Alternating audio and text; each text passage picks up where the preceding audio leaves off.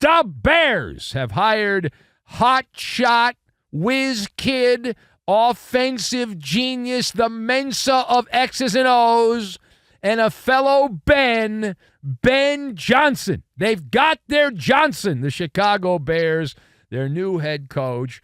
Johnson, who had been celebrated by NFL talking heads, promoted for a couple of years on television as a boy wonder, and he is now the head coach of the Bears. Past 3 years, he has been at the helm of the offense in Motown. He will fill the job, he will fill the role of the departed, not that he's dead, Matt Eberflus, although he is dead as far as being a head coach in the NFL. The Bears have been around for 105 years, and this will be their 19th head coach to walk into Hallis Hall and try to wake up the echoes of Bears gone by, bring back the magic of Sid Luckman and the Chicago Bears of years ago. This is an offensive hire. The Bears normally hire defensive coaches.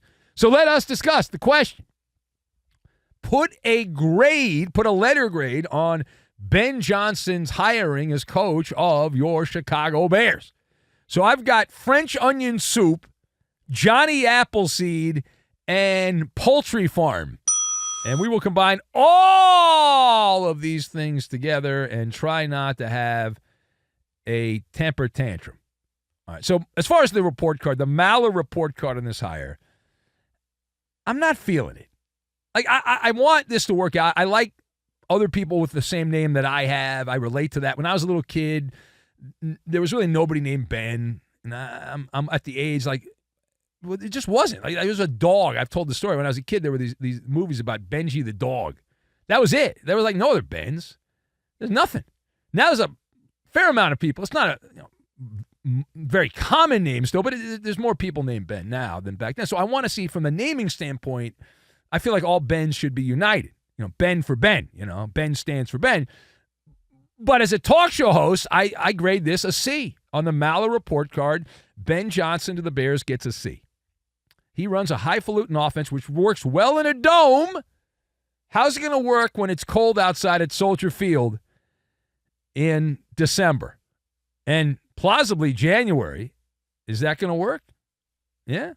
I don't know about that. He's got an incomplete resume. You always have an incomplete resume if you've never been a head coach. And the Bears are doing what they often do. It's a starter job. This is someone they're gambling is going to ascend. If you look at the history of the hotshot coordinator that gets the head coaching job, it isn't very good.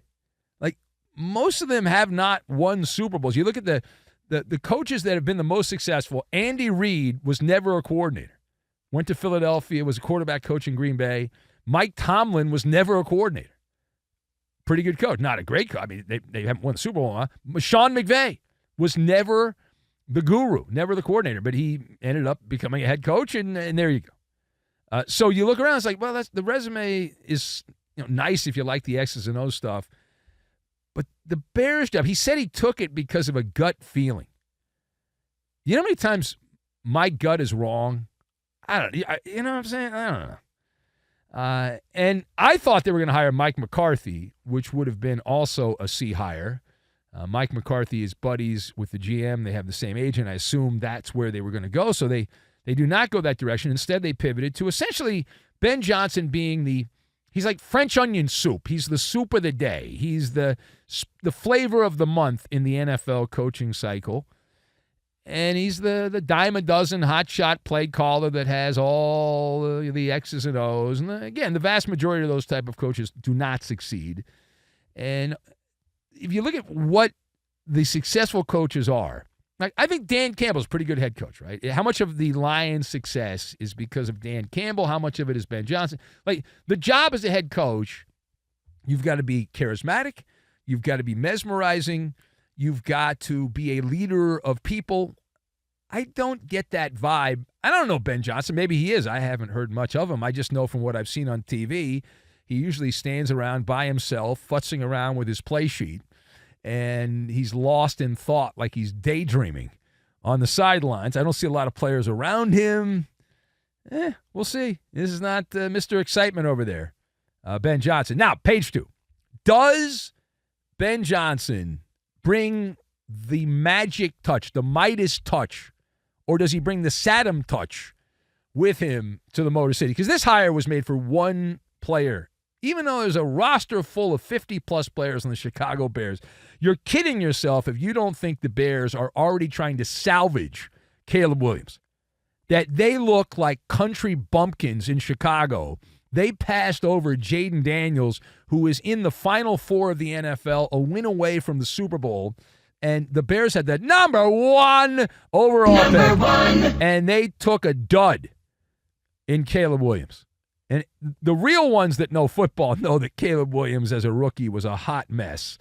And Ben Johnson coming in there, and he's being promoted as like a Johnny Appleseed type character here. And going to watch Caleb Williams blossom the way that Jared Goff supposedly blossomed under his tutelage with the Lions. But the shine is off the apple if you're Johnny Appleseed. And you wonder how much of that is fluff, media fluff, and how much of that is substance.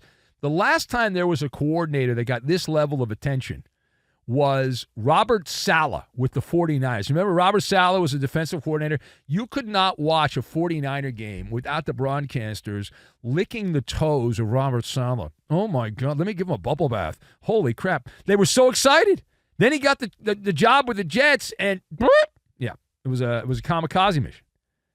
So I'm always skeptical of these things. And as far as Jared Goff and the connection and how much better Jared Goff was with the Lions, his numbers, fun fact, this is a Maller Show fun fact, in big games, Jared Goff did not live up to the hype. He did not play well in big games. If you look side by side also, I did the side by side blind taste test.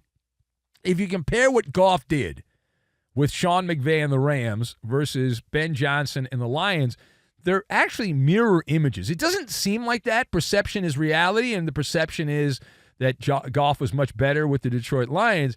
But Goff, with the Rams, averaged 7.5 yards per pass attempt. With the Detroit Lions, in his career in Detroit, he's averaged 7.6 yards per pass attempt. So he's 0.1 better with the Lions, which is in the margin of error. That's in the margin of error. And as far as Caleb Williams, again, the concern is that this Ben Johnson guy is just a product of skullduggery, that he doesn't have the magic plays. And the magic playbook, supposedly, Caleb Williams has a multitude of sins as a quarterback. The biggest one being that he has a slow processor. It's kind of like a Commodore computer from back in the day, very slow, or America Online, dial-up internet, and high speed. To be a great quarterback, you got to have that high-speed Wi-Fi, and he's dial-up. He's connecting to the server, and it's not really working out so well. He was sacked, Caleb Williams, 68 times. Now, sack is a quarterback stat, and a sack is worth half a turnover. So that means just on sacks alone, Caleb Williams turned the ball over 34 times. If you consider a sack half a turnover, meaning that most of the time you get sacked, the drive ends. That you have to either punt the ball back or you turn it over on downs. That's it. And I don't know any magic playbook. Maybe Harry Potter has something where that'll turn things around. Now, furthermore, the worst part of going from Lions assistant coordinator, offensive guru, to Chicago Bears head coach is you don't get to play the Bears twice a year.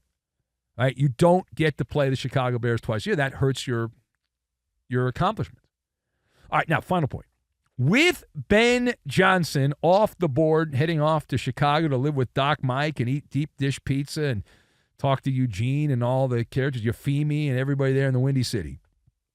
With him going out of Detroit into Chicago, how are things looking at the rest of the NFL coaching carousel at this point? How are things looking? So imagine, if you will, a poultry farm. That's right, a poultry farm. Imagine a poultry farm, and NFL teams that need coaches are right now running around like the headless chicken. They're trying to figure out where to go. It's a mad scramble. It's musical chairs. The Patriots already hired their coach, Mike Vrabel, so the Bears have Ben Johnson. So that's 2 spots on the tote board that are gone. The Cowboys, it seems like the Deion Sanders talk has calmed down. We'll see if that picks up in the next 24 to 48 hours. I know Jerry was busy with the presidential stuff, so he didn't have time to futz around with hiring a new coach. So Deion Sanders, Kellen Moore, his name is, what a buzzkill that would be. The guy that you got rid of because you picked Mike McCarthy, you're going to bring back as the head coach, Kellen Moore? Okay. Aaron Glenn has been mentioned for the Jets and the Saints job, the Lions defensive coordinator. You talk about a tough hire. Imagine hiring Aaron Glenn after that defense allowed a rookie quarterback to go whoop and whoop up and down the field. I mean, my God. You talk about coughing up a fur ball.